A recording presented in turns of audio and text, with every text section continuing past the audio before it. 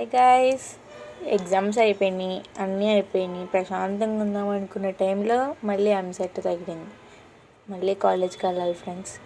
గబగబా రెడీ అయిపోయి నేనైతే డ్రాప్ చేసేసాను స్కూల్ దగ్గర. మళ్ళీ నేను ఇంటికైతే వచ్చేసి కాలేజ్కి అయితే స్టార్ట్ అయిపోయాను ఫ్రెండ్స్.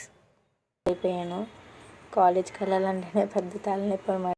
ఎగ్జామ్స్ అయిపోయిన తర్వాత మళ్ళీ ఎగ్జామ్ అంటే బాబోయ్ ఒక్క బోరింగ్ ఫీలింగ్ ఫ్రెండ్స్. ఇంక కాలేజ్కి అయితే వచ్చేసాను, తప్పదు.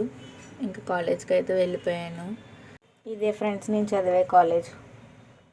అయిపోయింది ఫ్రెండ్స్. ఇంకా కాలేజ్ 6కి అయితే అయ్యిందనమాట. ఫుల్గా అయితే ఆకలి అయితే వేస్తుంది. సో ఇంకా రోడ్ సైడ్ టిఫిన్ అయితే ఉందన్నమాట. టిఫిన్ అయితే అమ్ముతున్నారు.